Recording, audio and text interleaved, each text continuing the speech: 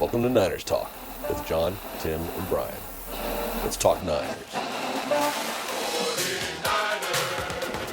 And Filipino's wide open and down to the 45. Sure, Fisher, let me ask you something. Hey, Coach, go ahead. How can 6 of you miss a play like that, huh?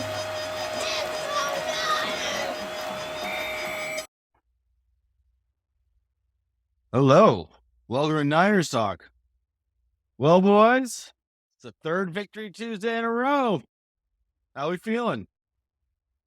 Excellent. We're feeling good. We had Victory Friday. We had a stress-free football watching Sunday. Yeah, that's the way I like to spend my week. I'm feeling Right. good. I'm feeling excellent.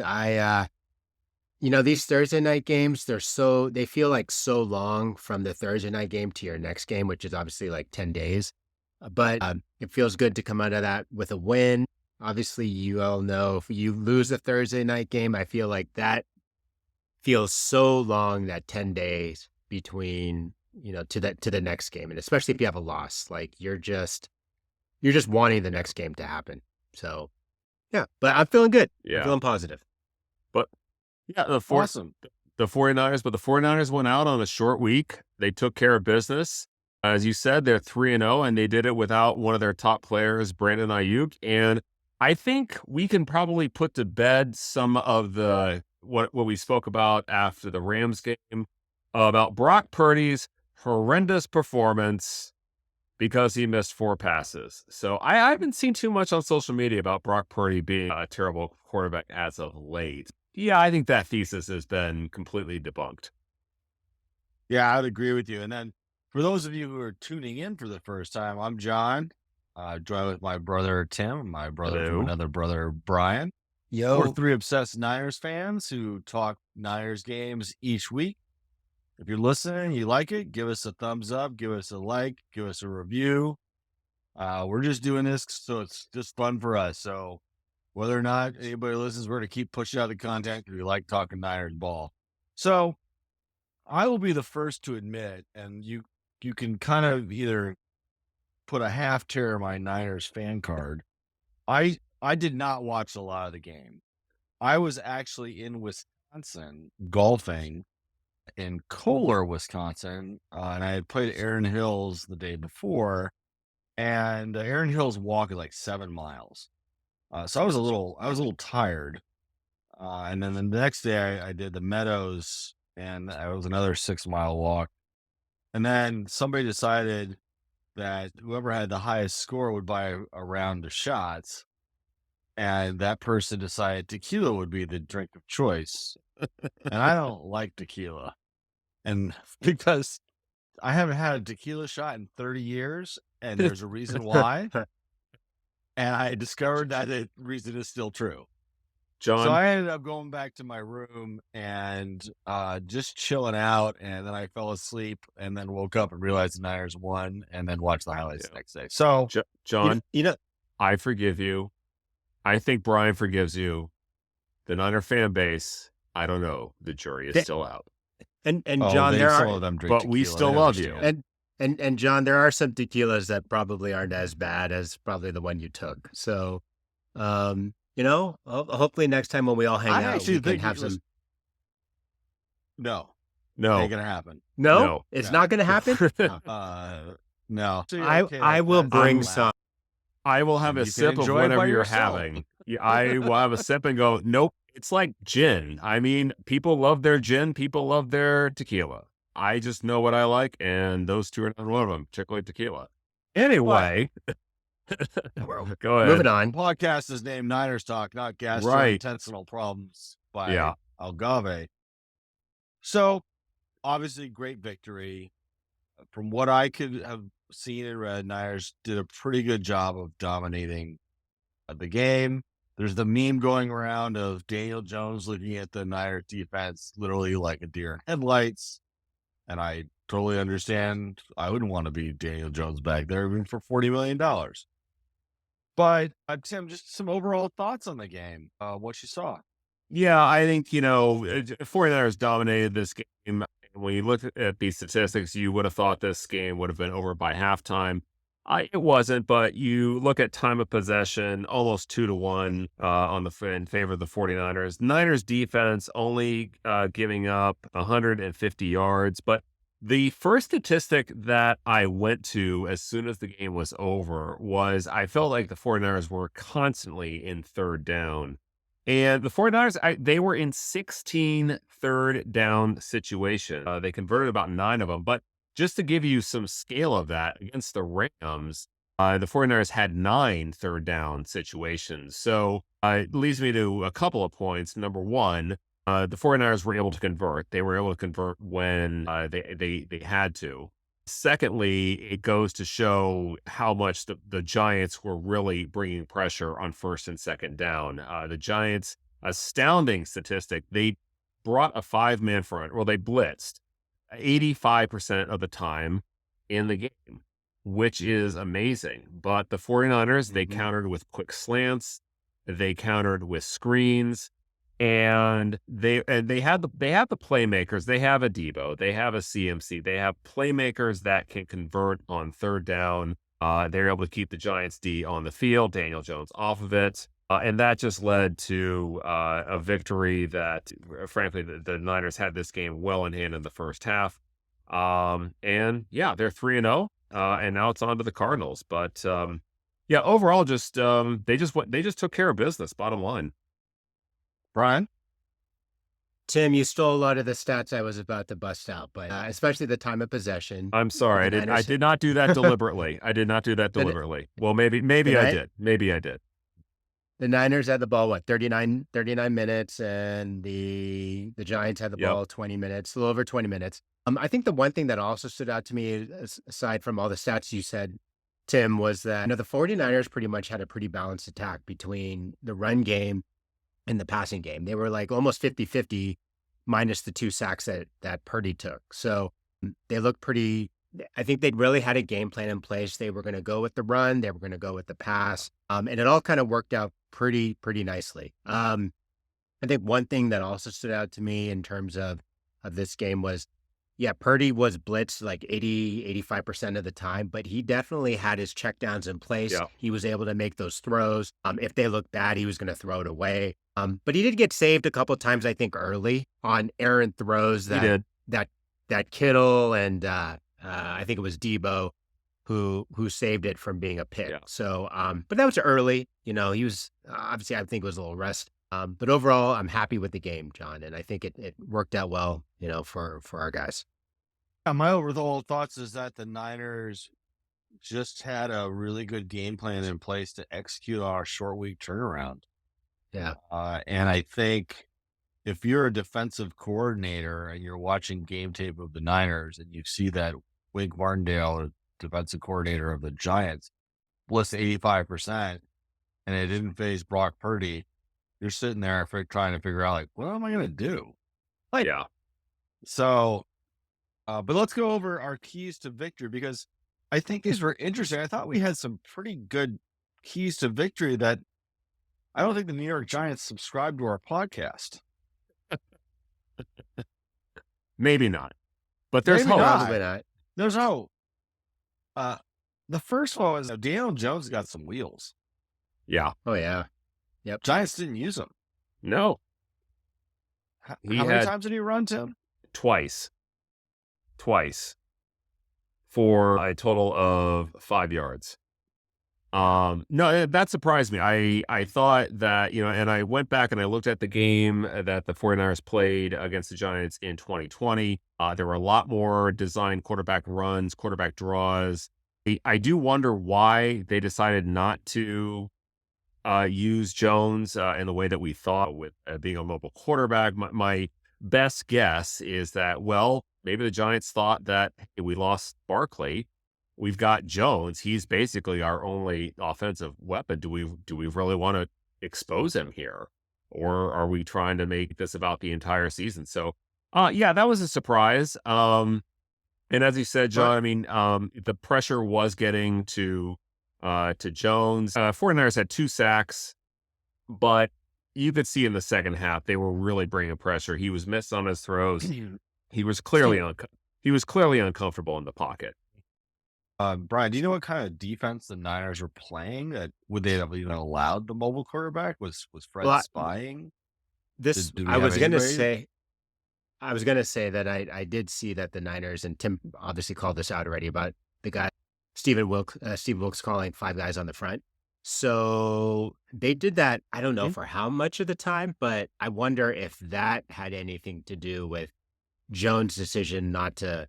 Well, maybe the coach's decision not to run Jones too much because obviously you don't want to get beat up, and so I was kind of thinking that was going to happen there. Yeah. Tim, do you think we're going to see that 5-man front again? I think we're going to. I think definitely we'll see a lot of teams bring, a 5-man front. The 49ers, particularly in the first half, I counted up, I think, 6 times they were in a second and 8, a second and 10. And that's what Kyle Shanahan does not want to happen. He wants to get 5-6 yards on first down, have the second and shorts where he really can open up his playbook. But, at the same time, we know that the 49ers are going to get that kind of pressure. But look at the way they countered it. Brock Purdy getting the ball out, getting those quick slants. And 2 plays come to mind with those blitzes. They were both on the drive that ended with Ronnie Bell's touchdown, but the Niners had a 3rd and 15 in their own territory, and they ran a screen to Debo. And I have to give a shout out to Aaron Banks. He did a tremendous, terrific blocking on that play. But Debo does what only Debo can do, and he makes people miss, and he makes people miss tackles, or, he fights through tackles, and he gets a first down. On that same drive, it's 3rd and 13. The 49ers, they run a screen pass to McCaffrey, and at this point, actually, Buford was out in front of him this time, but he gave McCaffrey space. We know what McCaffrey can do with space. He gets the first down. So that is so demoralizing to a defense when you're bringing that kind of pressure. And then it ends with Purdy throwing a ball off his back foot right only where Ronnie Bell can get it for his first NFL touchdown. So, we know the 49ers are going to face pressure, but look at the playmakers they have to counter it. And that's what happened here. So the other key to victory we thought was going to be Brandon Ayuk. Brian, were you surprised he didn't play? Yes, and for fantasy reasons, yes, I was definitely surprised he didn't play. But and I'll tell you guys after this as we reach into that. But from a fan perspective, no, I didn't. I actually was not surprised he did not play because he looked like he got what he landed on his shoulder, and it didn't look like he needed some time off. So especially with the short week, I was not surprised he didn't play. And it just gives him just the extra time he needs just to get in place. I don't know if he's going to play this weekend against the Cardinals, but whatever it takes, I think to see him kind of rest up and be ready for the rest of the season, especially against Dallas the following week. Yeah, he's been back at practice, but while Brandon Ayuk didn't play, Ronnie Bell stepped up. He did. What was his final line? Let's see what he had as I'm looking it up, but as I'm getting that, he had 3 plays that I thought, first of all, congrats to him on his first NFL touchdown. I mean, all 3 of us watched him in the preseason, and we just thought he was a gamer. So, with that, so Ronnie Bell, he actually had 2 receptions for 24 yards. One, of course, was the touchdown. But he had 2 other plays I thought that he stood out. One was in the first quarter, Wichnowski had given a great punt, and Bell got down there and made a terrific tackle. And the very next play, Nick Bosa sacks Jones almost on the 1-yard line. So that completely flips the field. And I think the game was tied at that point. And a second quarter, Brian, you mentioned this. Purdy throws, I think, to Debo. The ball's batted up way in the air. I'm ready for an interception, but he makes a heads-up play to grab the ball. Gold stars Ronnie Bell. We thought this could be the game he stepped up, and he did. He made some terrific plays, and like I said, gets his first NFL touchdown. Awesome. And then I thought they actually handled the short turnaround really well.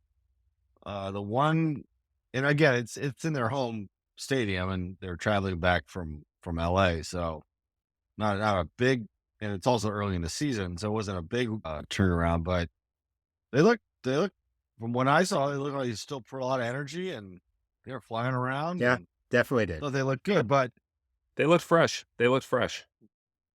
which good on them. So Brian, one of the things we've been having in our keys to victory each week is taking care of the football. Correct me if I'm wrong, but I don't think the Niners had a turnover. And have they had one this year? Well, no turnovers in this game, and I'm trying to think. Brian? I can't think of one. I can't think of one either. I don't think they've had one yet. Knock on wood. No. Yeah. Or knock on wood on that one. No, I think they might be +5, maybe +4, +5 in turnovers. I can't think of one. Purdy, I know, is not throwing an interception. That was being thrown around on Twitter today. Well, I mean, we got to knock on wood. He'll throw one eventually. But so, Brian, the other part that was nice to see is it just wasn't the CMC show. It was not. Elijah Mitchell. You're right. It definitely was not. And I wanted him, I expected him to get around 30 to 50 yards in the game. And I don't know his final numbers, but I think he was around 40-ish. But yeah, I was really happy to see Elijah get some rushes. So that's good. I was expecting to see that. And speaking of Elijah, the reason why I was kind of happy to see him, I was sitting at this brewery I was watching the game at pregame, and they were saying, was Elijah Mitchell going to get over or under 31.5 yards to start the game? And I was thinking it was going to be over. and so that got me kind of thinking. So I was happy to see him get his numbers today or last game.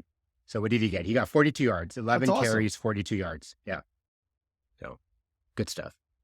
Yeah, he also looked good. The plays that I saw him when I wasn't asleep, he looked good. Yeah. He looked like the Elijah of old. Yeah. And we one of the things that I was looking forward to this year was that, if we have a healthy Elijah, and CMC, that's a great 1-2 punch to have.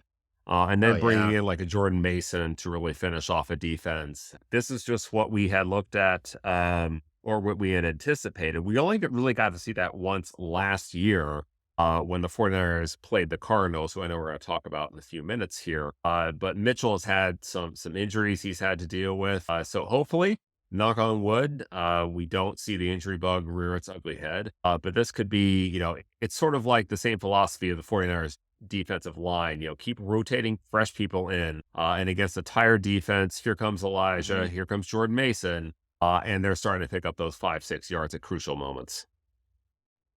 Yeah, the last key to victory, and honestly, if the New York Giants had followed our game plan, it would have been a closer game. Because everybody should listen to our podcast and follow our game plan. Don't shoot self in foot. Did we have any big mistakes? The Niners were dominating the game, but they were coming away with, in a couple of cases, field goals where I really thought, particularly in the beginning of the second half, they could have gone for an early knockout, but that doesn't happen. They get pinned down in their goal line. They give the Giants a short field. It all of a sudden becomes 17-12, and it's a ball game. But on the very next drive, the Giants commit 2 crucial penalties, both on third down. One was a defensive holding, and one was an illegal contact. And even though the 49ers only came away with a field goal, you can't, as a team, allow those. I mean, those are absolute killers. And at one point, the Giants head coach was just screaming at the referee. But I think that was just out of frustration. But that's where the Giants were, committing a lot of just self-inflicted wins. And we talked about earlier, they had the Niners in 16 third down situations. You gotta take those. You gotta knock that percentage down if you're going to be successful. And the Giants were not able to do that, and that's why the 49ers walked away with the victory. Or I'd say walked away, but came away with a victory. Yeah. So yeah, if the Giants had followed our plan, I won. Oh well. Tune in, Giants. Don't tune in, Cardinals. Brian, who's your star of the game? I am gonna go with. Well, I was going to say the 49ers offense first and foremost, and it's just from a pure statistical perspective.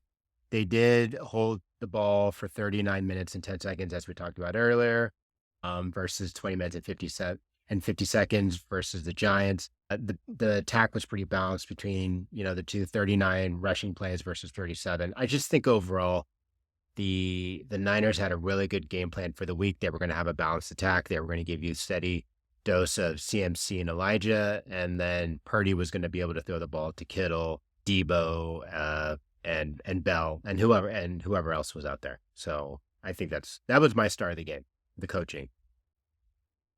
Cool. Tim? I got to go back to Ronnie Bell. I mean, I've already said what a great game he had, but I'll go back to his touchdown catch. He's a rookie, but he has the awareness to get both feet down inside the pylon for a great catch. And, like I said, we were really impressed with the kid in preseason. So he's got my star of the game. Cool. Well, my star of the game is going to go to Brock Purdy. Brock Purdy is delivering the most spectacular season. Like, it's spectacular season I think we could ever really think. And I think sometimes the problem with the national media is they get so fixated on some of these guys who can make some amazing throws and do some amazing athletic things. Justin Herbert comes to mind, Lamar Jackson, but they don't really win football games, and they can make some pretty big mistakes. And Brock is just Mr. Efficient and kind of unassuming. He's got swag, but he's not like, really out there trying to put this ball in the, tight windows. He's basically hitting the right play at the right time. And he is just playing really, really well. Really mistake-free football. And yeah, Brian? There was this one play, John, you're talking about Purdy. I think it was probably in the first quarter when he threw this ball up to Kittle, and I thought it was going to get picked. And I don't know, Tim, if you remember that, but it looked like it was just outside the defender's reach. And I thought the defender was going to come in and take that ball. Yeah. But he threw it on a dime to Kittle, and Kittle got, I don't know, maybe 20 yards off of that play. But John, I think I'm just impressed by the way he's kind of matured. And he's kind of grown up, and he doesn't look unfazed at all. He doesn't look like he's rattled in any way, in these situations. So, yeah, eventually he's gonna have a bad game. He's gonna lose one. It's just this gonna happen. But everything I see, he looks great. Well, So, he yeah, had a star of the bad game game. to Brock. He had a bad game against the Rams. He missed 4 passes. Yeah. Wait, were those 4 interceptions or no? That was 4 passes. Okay, I thought there was I thought those were pretty much the same. Yeah. Excuse me if I'm coming off a little sarcastic, but I'll throw one thing out there, John. I think the 49ers as a team, they don't have the personality, the marketability that I think a lot of people in the media tend to like. It's never been. I think you can even go back to the Bill Walsh area. They've never been the national media darling. They really haven't had the fantasy football star. And you know what? You turn on First Take, you turn on Get Up, and the Niners are all not the main story. They're always, somewhere in the middle of the road. But, the 49ers, I think that always plays to their advantage because people look past them. They think they're soft. And then one of my favorite lines of all time, John, you know where I'm going with this. And here comes this team from Northern California. They're bringing this guy. They're bringing that guy. They're bringing the other guy. And it's like, whoa, these guys can play. So it's one of those things I think we're going to know for years to come with the Niners and the national media. Yeah, so I was actually talking to my girls about this at dinner. And I said, the only way that the Niners should become more of a national story is if someone on the Niners starts dating Taylor Swift. And we couldn't think of anybody that was really readily available to date her. So she'll just have to stay with. Can I tell you how much Kelsey. I love the fact that you're talking about this at the dinner table? Now, I think this just goes to show what a fabulous parent you are, John. I teach them the real things in life. Absolutely. Anyway, Brian, any other stars of the game? well, our buddy Debo, he did have that great other he had over 100 yards receiving. And he had that one touchdown play, which I want to say was in the end of the second quarter. Where he was actually showed up today. Yeah. But yeah, he had a game, but he looked like he got hurt a little bit. And, he always looks like he always gets hurt just a little bit. Like if he's doing those tough runs, it seems like he always seems to fall on the ball or something. And then he looks like he's going to have to go to the sideline and then sit something out. And then, one play later, he's back in the game. So, Yeah. I would not be surprised if Debo sits out the Cardinals game. We'll see. Yeah. So, Tim, you want to throw one more out? Yeah, I'll throw one more guy in there just because, when I read about just the pressures, just what he's doing in the middle, and that's Javon Kinlaw. We're not seeing stats from him like sacks or anything like that, but, the more and more I see from what coaches are saying, from what players are saying, from what analysts are saying, it's like this guy is holding his own in the middle, and he's making it very difficult for teams to run. Which is definitely what the 49ers are going to see against the Cardinals. So, John, I don't know if we're going to that just yet, but kudos to Javon. He's coming up from a horrible injury, so I hope he continues to improve and continues to hopefully get some big play in front of certain people in the media. And I agree. I think he's really done well. We also didn't hear Colton McKivitt's name this week in any way whatsoever. So, that line's holding up. So, no issues on that side. Well, no, it's not all sunshine and lollipops. There's places we can improve. Brian, where do you think the Niners can improve a little bit? Well, this is on that note here. Dre Greenlaw, that's what I was gonna. That was on my list of things. Like, he had a couple of personal fouls, and then that's something he's got to work better on. And then Trent Williams, I know he probably got riled up, and he's got to stop smacking people around. I'm watching that live, and I'm like thinking, don't smack people around after the play. If you want to do it during the play, we don't have a problem with it. But yeah, he threw a right hook. I thought, whoa, man. that could get. I thought he was gone. I thought he was gone. But yeah, I did too. Yeah.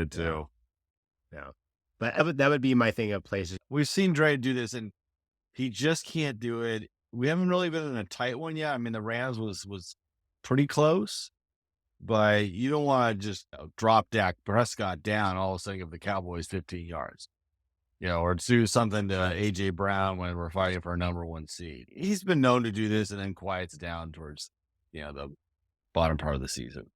Tim, any other places that the Niners can get a little bit better? I said the Niners really had a chance to do the knockout punch early, but, things happen in football. It's an imperfect game. Giants make a game of it in the third quarter. 49ers, they go down, they get a field goal, they get another stop, they get another field goal, and then the dagger, of course, was the touchdown pass to Debo. And let's just throw another gold star to Brock Purdy. He had pressure, in his face on that one, and he threw an absolutely perfect ball. And also the one to Bell. I mean, he's throwing off his back foot, puts the ball perfectly. So there's another kudo to Brock on that one. Yeah, I agree. So before we get into my gambling results of the week, anything from week 3 that stood out? I mean, there's a lot that happened on Sunday. We got to actually see it all. Don't take any team lightly, Dallas. I'm looking at you. Okay.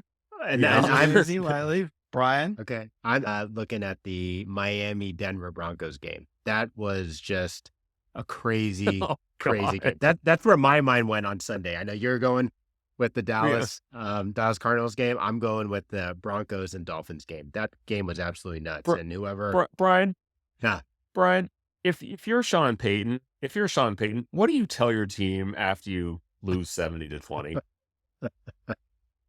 The way up from here. Oh man. Obviously, for me, the most interesting thing that I saw was Taylor Swift is an economic force to be reckoned with. They should just give her a franchise. And I'll tell you why. She showed up There was a 400% spike in Travis Kelce jersey since Sunday. Kelsey's podcast now ranks #1 on Apple. Kelsey added 383,000 Instagram followers.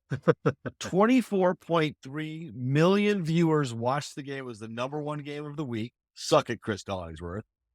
There was a 63% jump in female viewers ages 18 to 49. Just give her the Los Angeles Chargers and have her fire that coach and put her in charge because she's going to do a better job. John, I John, we're here to talk football, not economics and not social, societal things, what you read in the style guide. You need to shake it off. Okay. She's a mastermind. You didn't like my joke? Come on. I do like your joke. I thought I was pulling a blank space. I thought I was pulling a clever one. You have a lot of style. You got a lot of style there. I try. Okay. And dad jokes are now going to be retired.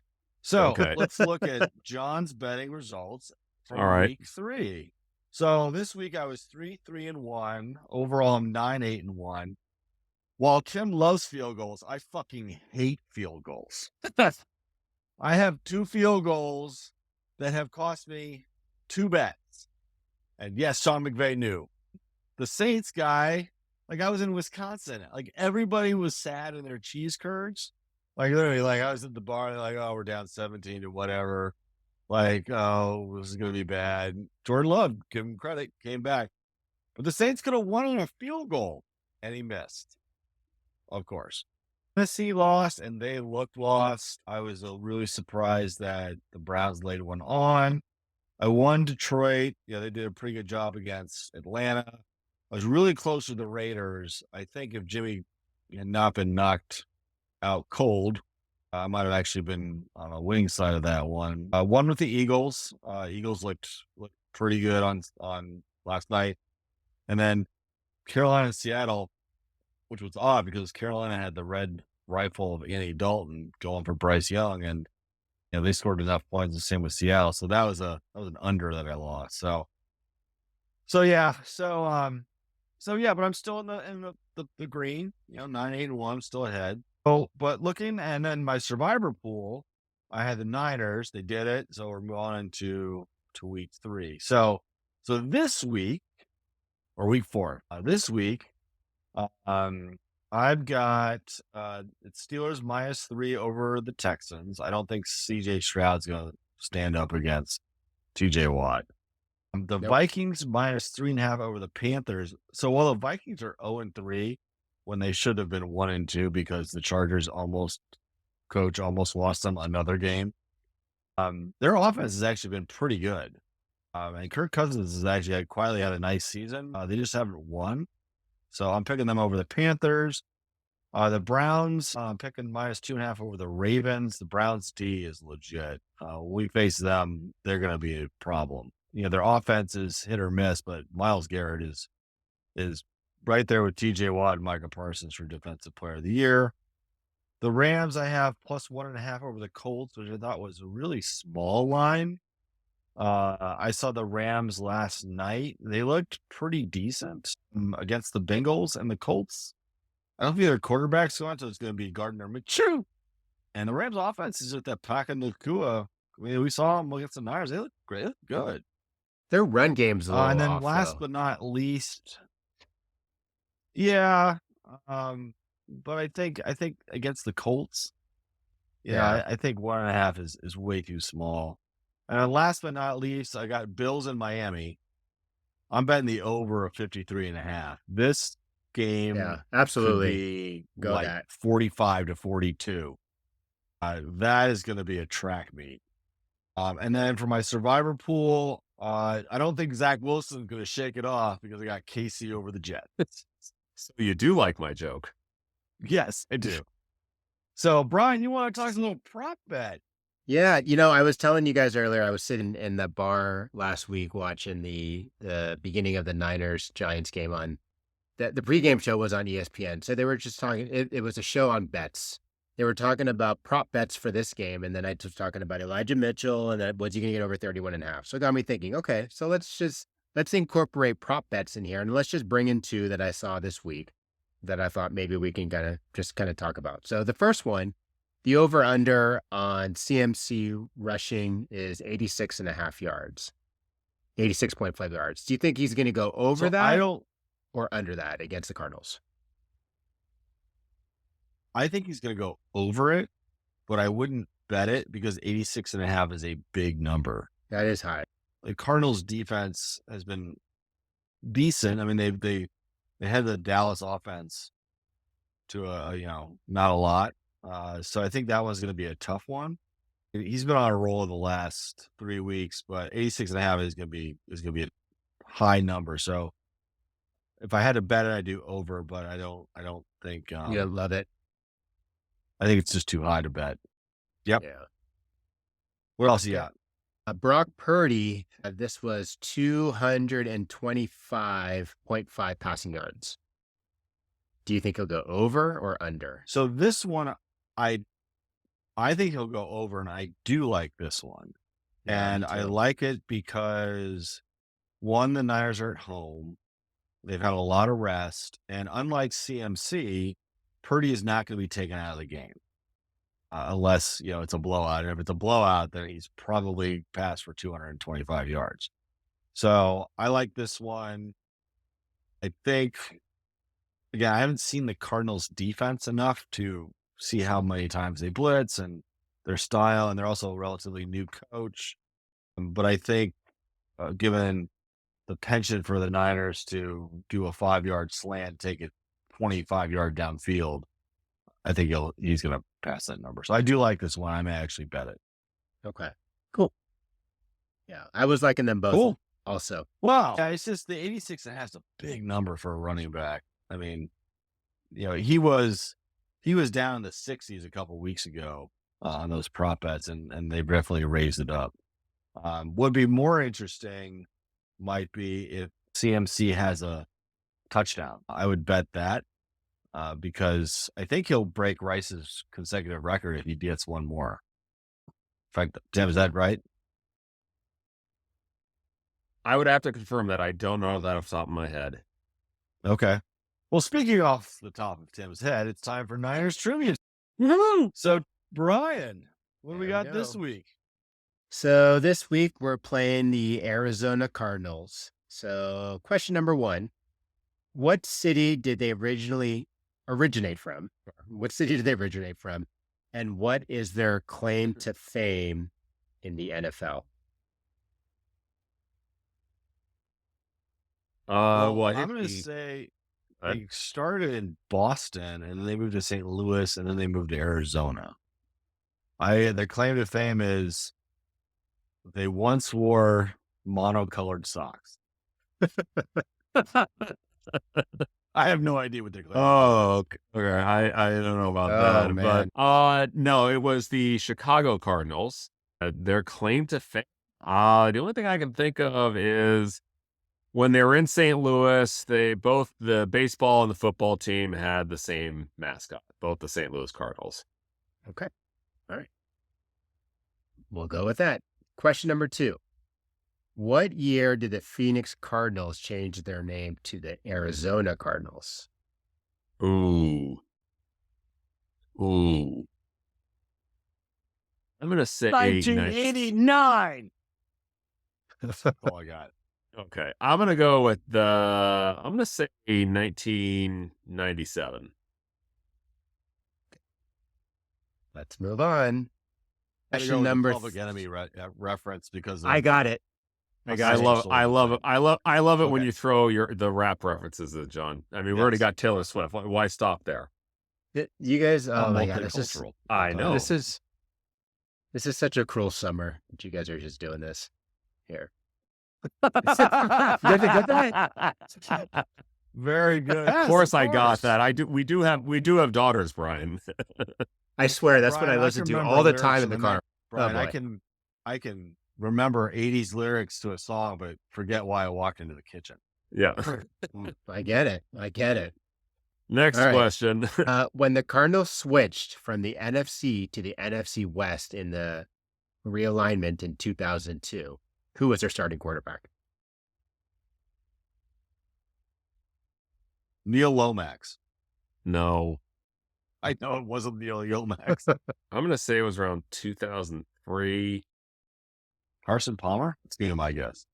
No, it wasn't Carson Palmer. And it wasn't Jake Plummer. I think he already left to go to, I'll go with Jake Plummer.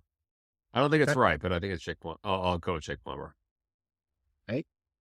And then Could be last Matt question. Leinart. Maybe it's Matt Leonard. It wasn't Leonard. I think he won the championship, That was right? several So that was years in later. 05, Matt 06. Leonard was in college. Yeah. Yeah. All right, Neil Lomax.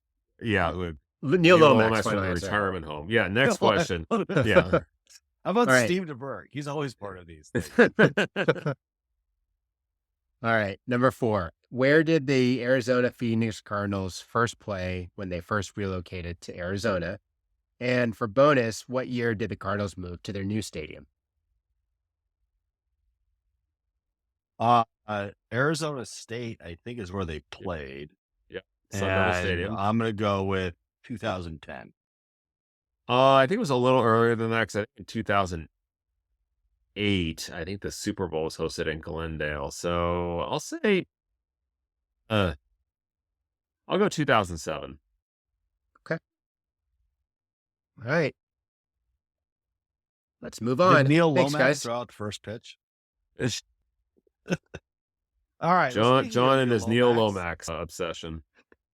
There's only so many Cardinals quarterbacks. So I always getting forget on that to Emmett Smith was a Cardinal. I forget about that too. I think a lot of people want to forget that Emmett was a Cardinal. I think Emmett wants to forget that Emmett was a Cardinal. All right, sorry, John. So moving on to the Cardinals. Yeah. It's all right. Emmett Smith, Neil Lomax, Jake the Snake, Carson Palmer will not be playing this game. But we are facing another mobile quarterback, and Josh Dobbs has played pretty decently. I think, the first game against the Commanders, first day out, but he put up, 28 real quick against the Giants. He just beat Dallas. He's got some game in him. And if you've seen all the highlights, he is always on the run. He's always moving out of the pocket left or right. Yeah. So for me, one of the keys of victory again is you got to contain the pocket. Don't let him get outside. It's a little bit like facing like Russell Wilson light. It's just he could be a problem. Yeah. Oh yeah. And obviously, I think the Cardinals are going to be feeling themselves. But Tim, what do you? Yeah, no, I'm in full agreement. Dobbs in the first quarter, he rips off a 44-yard run. That really just, I think, set the tone for the day. It was sort of basically a message to the Cowboys, like, this isn't going to be a cakewalk. He's got some wheels. At times he has made plays that make you scratch your head. But when I look back, this is where the Niners just have to focus. When I looked back at that game and watched the condensed version, a couple things stood out to me from the Cowboys side. They had 4 drives in the second. All 4 of their drives in the second half, the Cowboys got inside the Arizona 10, and they come away with 6 points. So, key to victory: you're in the red zone. You got to put points on the board. Second is that the Cowboys were flagged 16 times in that game. The Cardinals accepted 13 of those penalties. So that's another thing, is don't make, those mistakes, because, by halftime, Cardinals are up, and, even if a team is down, they get that little thing called confidence. All of a sudden, like, we're in this game, we're going to fight. We're not going to back off there. And, the Cowboys, they made those mistakes. I don't know if they were really looking past Arizona, but certainly I don't think any of them expected a game like that. They certainly were able to execute, but not, they were able to move the ball, but not at the right time, not at the critical times, not on those 4 drives. They won in time of possession. Total yards was fairly even, but they did not convert when needed. And they made, mistakes at critical moments. So there you go. There's a ball game. Dak got an interception, I think, right at the end of the game. He did. First interception for Dak this year. Brian, what else are you seeing as a key to victory for the Niners over the Cardinals?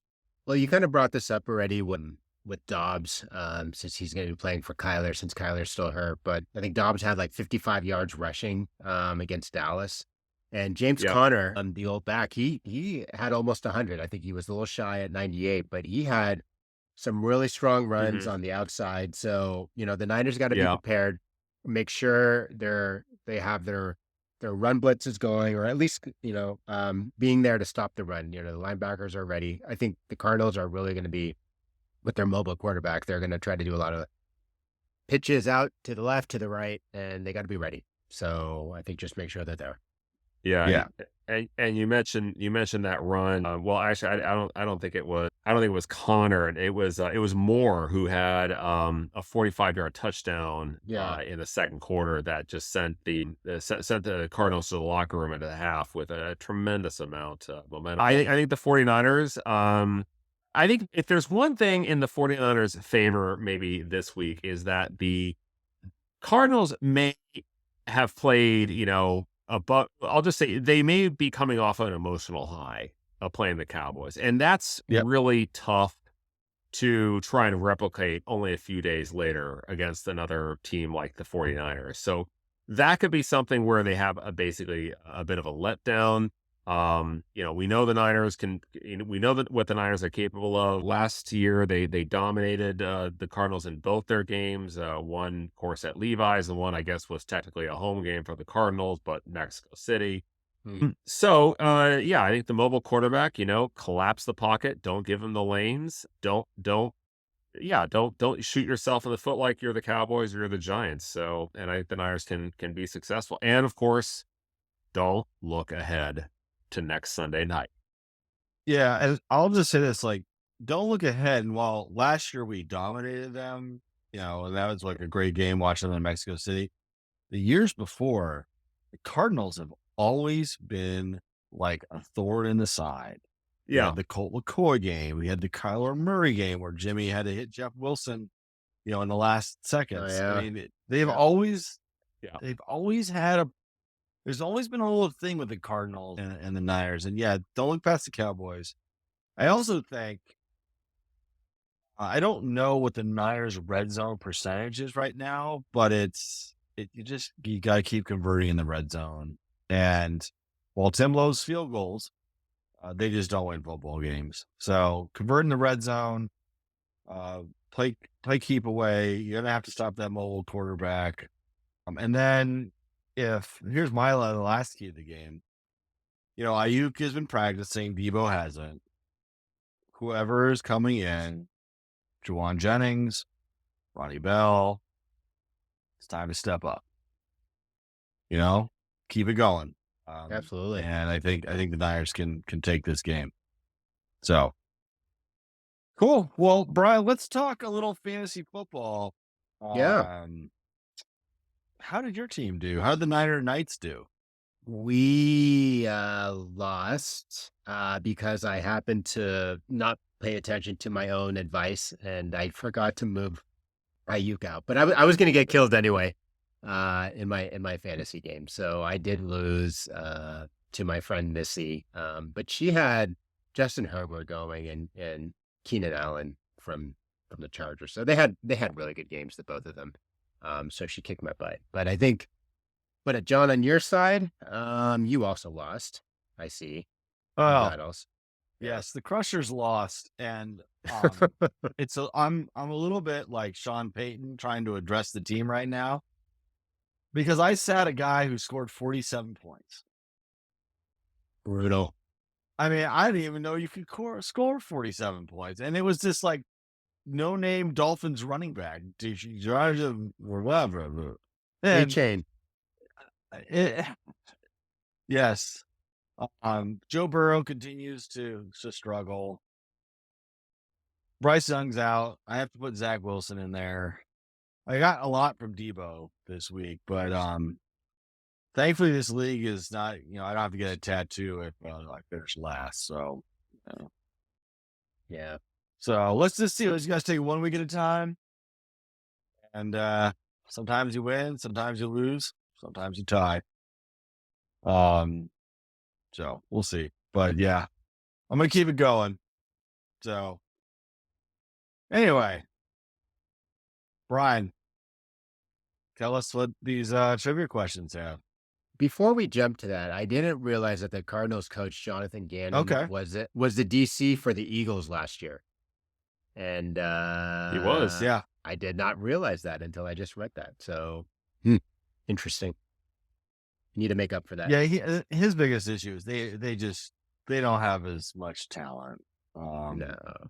I think he's going to have them in the right places. I think he's going to have the right kind of, he might have the right schemes and play similar to how the Niners go with big defensive line, but they just don't have the talent yet. And they've got a big problem with Kyler Murray's contract and what they're going to do with it and all that kind of stuff. But, obviously they're not the Bears. They're not the Broncos. So he's already got them well ahead. But Everybody thought that was going to be the worst team. But the Bears and the Broncos are playing this week, aren't they? So something has to give. The dumpster fireball. It would be awesome if they tied. They just tied. Come on. We have family members who might be listening. I actually might bet the tie in that game. Oh. At that point, you have to make an argument that this might actually be scripted. How they got Taylor Swift as a guest star, I have no idea. I don't know. I don't know. So, all right. So anyway, Brian, what are the answers to our trivia questions this week? All right. Arizona Cardinals, where did they originate from? So they actually started in Chicago. Tim, you got it right. They actually started off as a team called the Morgan Athletic Club in 1898. So they are the the longest continuously run football team in the U.S. So they started in 1898 as the Morgan Athletic Club. They switched over to a name called the Racing Normals, the Racing Cardinals. And then because I think that was a street they were on in Chicago, South Side. And then they became the Chicago Cardinals in the 1920s. And then, and then they moved to St. Louis in 1960. They were there from 1960 to 1987, and then they moved to Phoenix in 1988. So the one question I was going to ask you about, and what's their claim to fame besides being the original, one of the contingent run teams, was that they were also, them and the Chicago Bears were one of the original teams from the NFL when it first started. So never knew that. Okay. What year did the Phoenix Cardinals change their name to Arizona Cardinals? John, what'd you say? 1989. That's also I said 98. That's so also Taylor Swift's album, by the way. Yeah, I know. See how I double layered it? 1989. Okay, sorry. Tim? Yes. I said 98. Okay, sorry. They changed their name in March 17th, 1994. So for the 94 season, they became the Arizona Cardinals. Okay. When the Cardinals switched from the NFC East to the NFC West in 2002, who was their starting quarterback? John, you said? Jake Plummer. Neil Lomax. And Tim, you said? Jake Plummer. It is Jake Plummer. Good job. He was there for 1 year, and then he left to become went to the Denver. Broncos. Yeah, there you go. Okay. Number 4, where did the Arizona Phoenix Cardinals first play when relocating to Arizona? Correct. Both you guys, they did play at Sun Devil Stadium from 1988 to 2005. And then they went to their new stadium, which I think was University of Phoenix Stadium in 2006. Yeah. I think they call it State Farm or whatever it is these days. Yeah. Which we'll be visiting in December. Yes. There you go. Absolutely. All right. Is that it? That's it. I think we need to All right, wrap this Brian, up. Brian, some final thoughts on the game with the Giants or the upcoming game with the Cardinals? I am gonna be going to the Cardinals game this weekend, so I won't be able to do all the Nice. replays. Like it's won't be as seamless to see things going on. So I might have to text you guys to find out what the heck just happened or something like that. But I will be at the game this weekend, so looking forward to it. Yeah. You can text John. Cool. You know I won't be able to answer because I go in Are- silent mode. Are you alive? Yeah. That's why I check in at the end of the game or with the game when the game is no longer in doubt. I say I'm alive, just for our listeners. It's like Red Auerbach lighting up a cigar. Yeah, So I just get a little tense. Final Tim, thoughts? Yeah. Hey, you're 3-0. This is where we wanted them to be. Eye on the prize, one game at a time. Let's get the Cardinals into town. Let's take care of business. I'm feeling really good about the Niners right now. It's been fun to watch. We know at some point they're probably going to lose just based on stats, but I think they're going to have to lay an egg at some point to lose, or they're just. Can we not Somebody end with a schemes- buzzkill like that? Can I finish? Fine. Or someone throws a scheme they haven't seen, but I don't think that is this team. I think the Niners should be able to take care of business. They just look. When we talked way back when about the offense being really special and the D, they look in midseason form, and it's only week 3. I'm really excited about the rest of this year just watching them. We got 14 more games, and I'm excited about every single one of them. So, on that note, Niners Nation, peace out. I'm John, joined by Tim and Brian, and all we have to say is, go Niners. Go Niners. Go Niners. Have a great week, everyone. Thanks for listening to Niners Talk. Stay faithful.